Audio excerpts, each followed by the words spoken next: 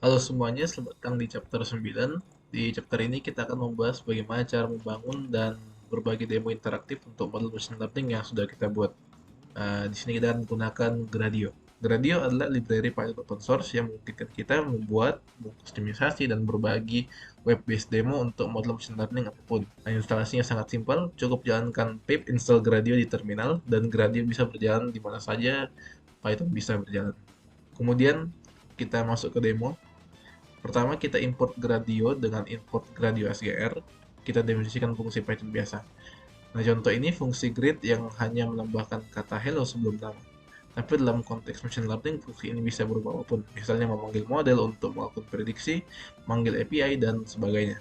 Lalu kita buat objek gr.interface. Interface ini punya 3 parameter wajib yang harus diingat. Pertama itu fn, yaitu fungsi yang akan kita wrap. Di sini kita pass fungsi greet. Yang kedua inputs, yaitu kok tipe komponen untuk input. Di contoh ini kita pakai string shortcut text yang artinya text box biasa. Ketiga itu outputs, yaitu tipe komponen untuk output. Sama, kita pakai text di sini. Terakhir yaitu launch untuk menjalankan interface. Kalau dari script Python biasa ini akan membuka browser di localhost. Jadi bagaimana kalau model kita butuh lebih dari satu input atau menghasilkan lebih dari satu output? Kita tinggal pass list ke parameter input dan output. Setiap elemen dalam list input akan dipetakan ke parameter fungsi kita secara berurutan. Begitu juga dengan outputs. Di contoh ini, fungsi generate tone menerima 3 input, node dari dropdown, octave dari slider, dan duration dari number. Ketiganya di list parameter inputs dan fungsinya menerima 3 parameter sesuai urutan. Sekarang tentang method.launch, ada beberapa parameter yang berguna. Inline untuk tampil langsung di notebook, in browser untuk buka tab baru di browser, dan yang paling sering digunakan adalah share sama dengan true. Nah, share sama dengan true ini akan generate public link yang bisa dibagikan ke siapapun. Linknya aktif selama 72 jam dan semua processing tetap terjadi di device kita. Selanjutnya ada 2 print utama cara sharing demo kita. Opsi pertama adalah temporary link. Ini yang kita tadi bahas. Cukup tambahkan share sampai dengan true di launch. Linknya aktif 72 jam, tidak perlu setup apapun. Ideal untuk demo cepat ke kolega atau review internal. Kelemahannya device kamu harus tetap nyala dan linknya bisa diakses siapapun yang punya URL tersebut. Nah, opsi yang kedua adalah Hugging Face Space. Space adalah platform gratis dari Hugging Face untuk host aplikasi machine learning. Cara kerjanya, buat repository baru di FaceHub, taruh kode Gradio di file app.py, kemudian push ke repo. Kemudian sebelum kita share demo, ada baiknya kita polish dulu tampilannya. Jadi interface class punya beberapa parameter opsional yang berguna. Yang pertama title untuk menambahkan judul bagian atas demo, description untuk deskripsi yang muncul di bawah judul, artikel yaitu konten tambahan di bagian bawah cocok untuk menjelaskan paper atau metodologi di balik model, theme untuk mengubah tema warna, example kita bisa sediakan contoh input yang bisa diklik user, dan terakhir live sama dengan true. Yang ini dengan ini model akan rerun otomatis setiap kali input berubah tanpa perlu klik tombol submit. Kemudian integrasi dengan Hugging Face Hub. Salah satu fitur dari Gradio adalah integrasi langsung dengan Hugging Face Hub. Kita bisa load model dari hub dan langsung buat demonya hanya dengan satu baris code menggunakan interface.load. Ada 2 cara pakainya. Pertama, load dari model hub, kita pass string dengan format Hugging Face /nama organisasi /nama model. Ini akan menggunakan Hugging Face Inference API, artinya model tidak di-load ke memori lokal kita. Jadi sangat ideal untuk model besar seperti GPDG yang ukurannya puluhan gigabyte. Kedua, kita bisa load langsung dari space milik orang lain. Formatnya space slash username slash nama space.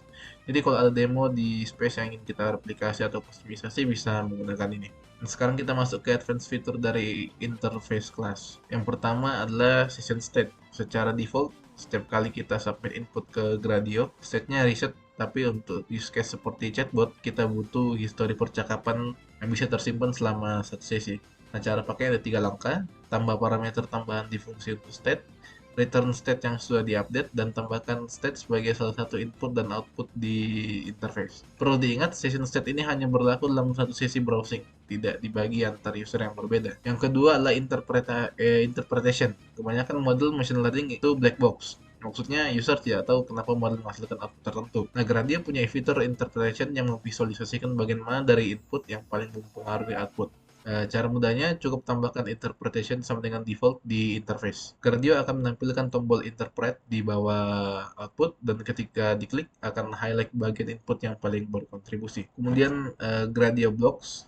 Sampai di sini kita sudah explore interface API yang high level, tapi ada kalanya kita butuh lebih banyak kontrol.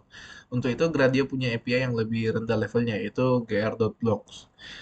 GR Interface adalah high level API. Dia simple, cepat, cocok untuk use case standar. Input di kiri, output di kanan, tombol submit di tengah. Tapi layoutnya fix. Ya, tidak bisa multi-step pipeline juga, tidak bisa group ke tabs, dan eventnya juga terbatas.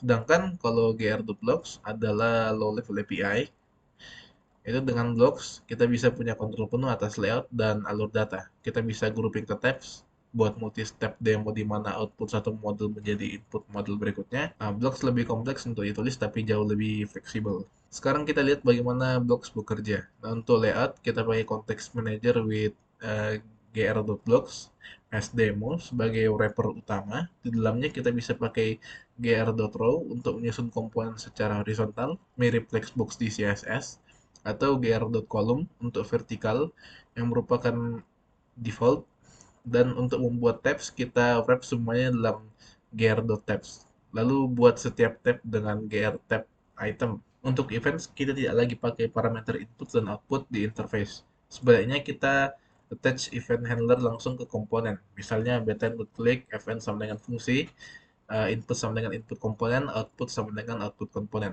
Setiap komponen punya event berbeda. Salah satu kelebihan terbesar Blocks adalah multi-step pipeline-nya. Nah, dua model berbeda di chain bersama, dan user bisa mengontrol setiap stepnya. Sekian presentasinya, terima kasih.